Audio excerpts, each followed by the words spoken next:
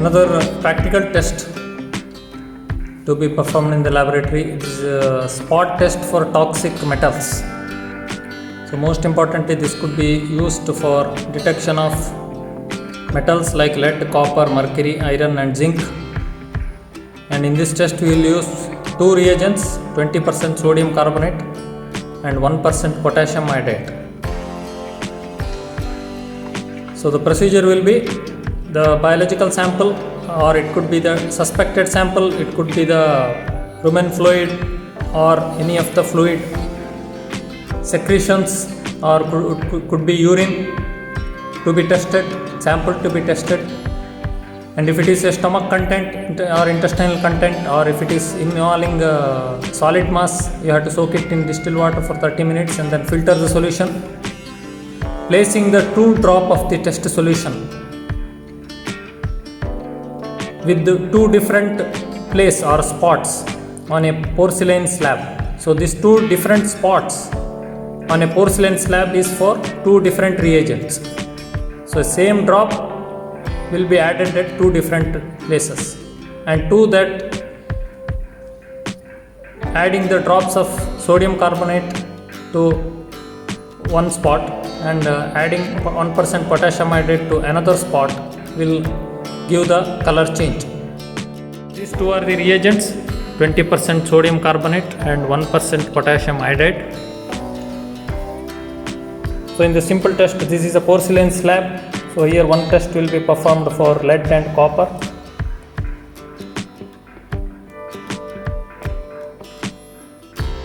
So this is a suspected sample.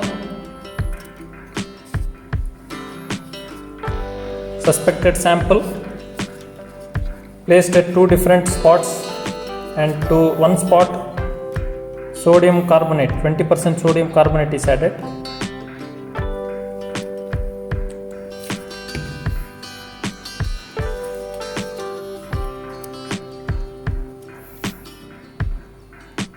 To the other spot 1% potassium iodide is added.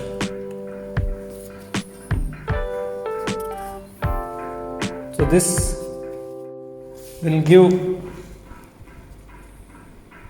white color in case of sodium carbonate if it is positive for lead, and it will give yellowish color in case of 1% potassium iodide spot if it is positive for lead. Similarly, the second one is for copper. So this is suspected sample. In this sample we have already added copper, we made it positive.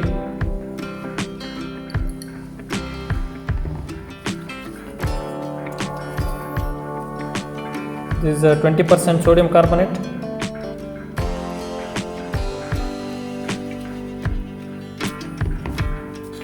Which will give bluish precipitate if it is positive for copper.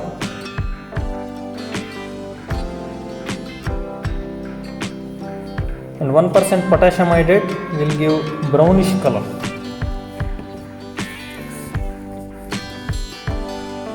So the above one is 1% potassium iodide, brownish. Below one, 20% sodium carbonate. So this indicates the sample is positive for copper.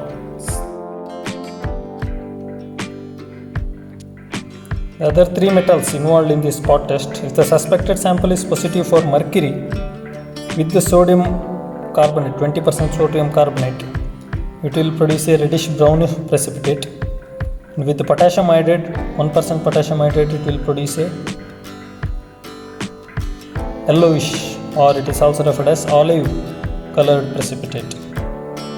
The first left one, that is for mercury.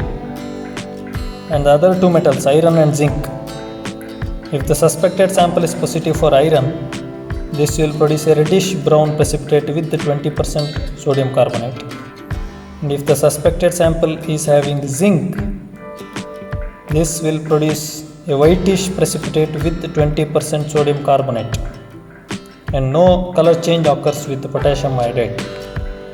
So that is a summary of this spot test for these 5 metals: mercury, iron, zinc, and lead and copper with these two reagents, potassium iodide and sodium carbonate.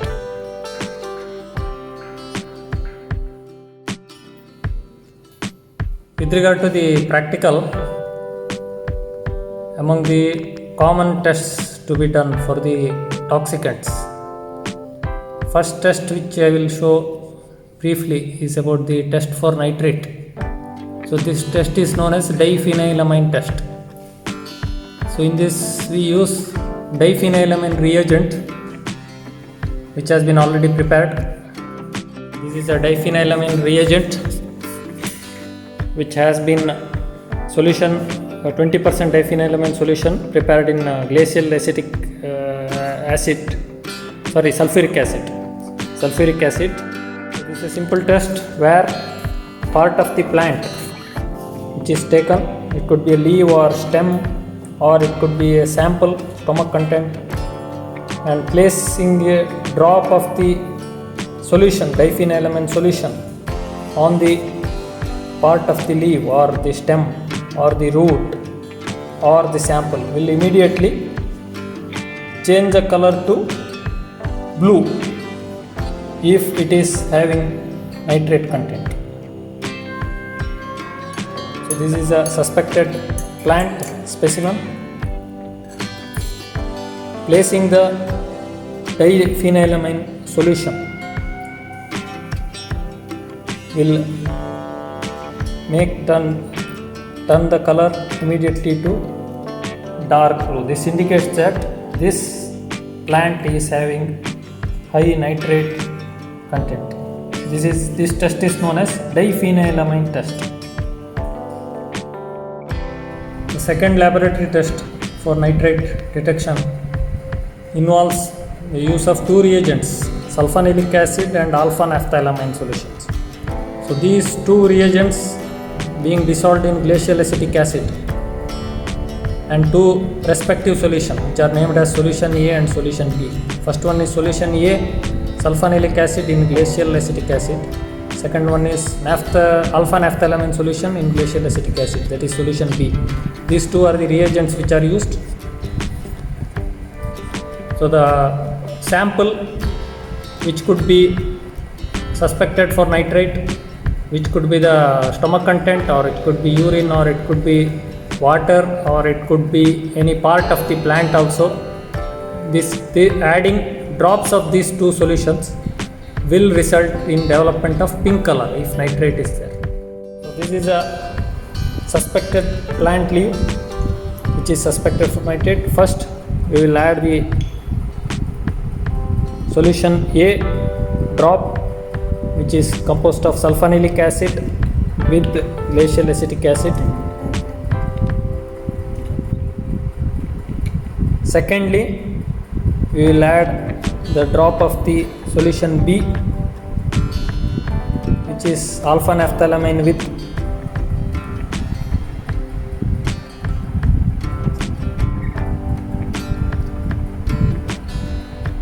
development of pink color. So here, since the concentration is low, we will add little bit nitrate more. So here development of pink color indicates the sample is positive for nitrate. This is a qualitative test for the detection of heavy metals. This test is also referred as Rein's test. So in this test, because of the chemical reaction,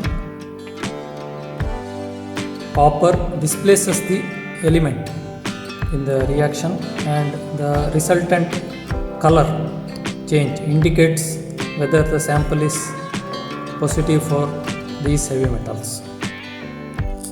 So in this test we have one is surgical spirit lamp.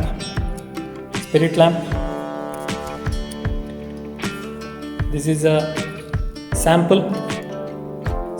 suspected sample. It could be stomach content, or could be urine, or could be the secretions. This is a suspected sample. Then we have 10% hydrochloric acid, and we have copper foils. or copper turnings. These are nothing but the pieces of copper metal, copper wires.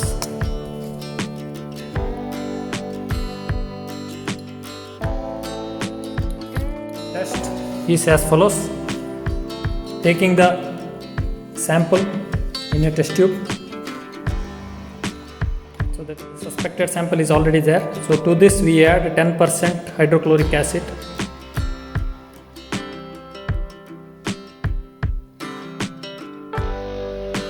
After adding 10% hydrochloric acid, 10% HCl, the copper wire or the copper foil is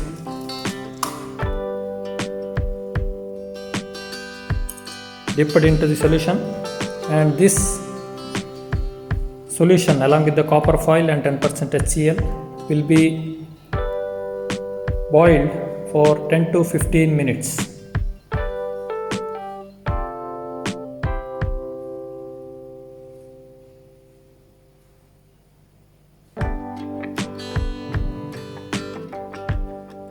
After at least 10 minutes,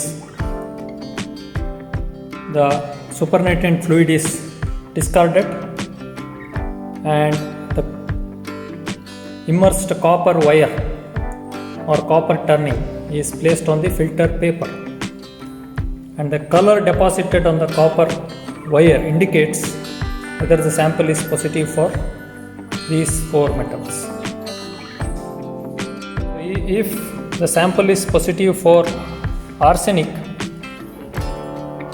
or bismuth, we get black deposits or black colored copper foils or copper wires. The copper wire which was earlier, it turns or there will be deposition of blackish colors.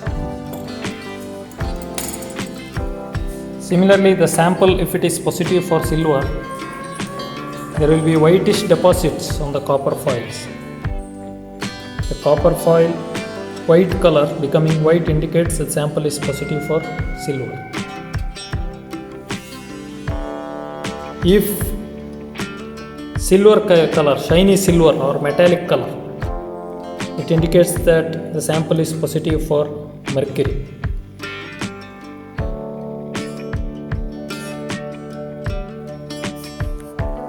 So that is a summary of the rinse test.